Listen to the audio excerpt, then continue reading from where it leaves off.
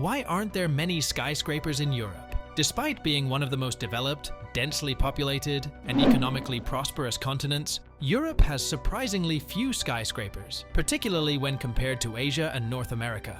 Of the 218 skyscrapers constructed on the continent to date, 66% of them are located in just 5 cities: London, Paris, Frankfurt, Moscow, and Istanbul.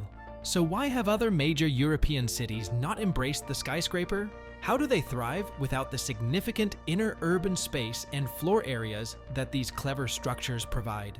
And is everything about to change in our increasingly urbanized world? When skyscrapers first rose to prominence in the 19th century, first in Chicago and later in New York, many European cities were already firmly established with grand historic buildings and public spaces that left little room for large new structures.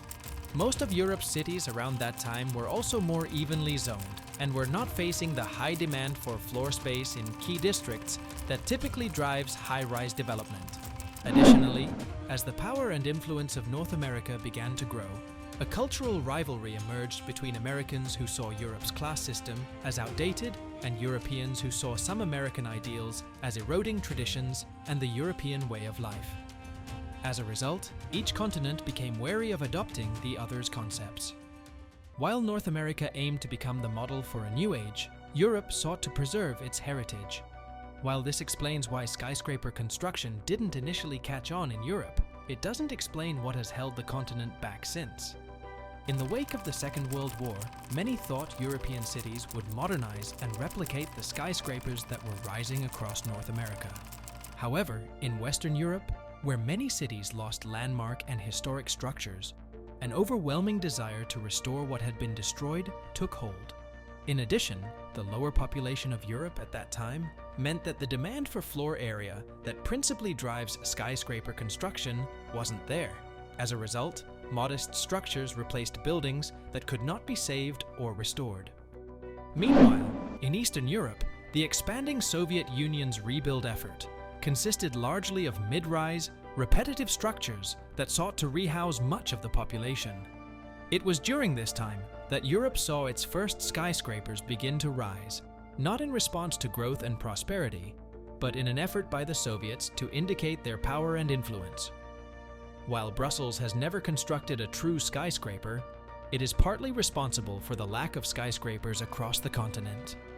Without any significant zoning regulations in place, the 1960s saw many buildings in the city demolished to make way for large, modern structures that had little regard for architectural or cultural value. Recognizing the damage this indiscriminate redevelopment was doing to the city, many prominent figures and architects coined the term Brusselization and lobbied to introduce new planning rules.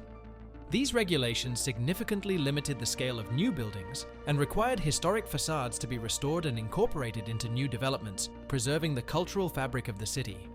The row in Brussels led to a general dislike for modern buildings across Europe, with many seeing them as bland or soulless.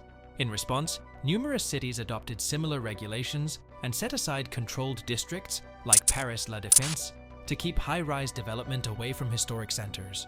By the start of the 21st century, attitudes around tall buildings were softening across the continent as architectural trends moved away from box-like structures toward more unique designs, and as the world became increasingly globalized. Since the early 2000s, major financial centers like London, Paris, Moscow, Istanbul, and Frankfurt have seen several skyscrapers rise as demand for commercial space in their centers has increased. By contrast, smaller European cities that have experienced more modest growth have turned their focus to the environment and improving living standards for citizens.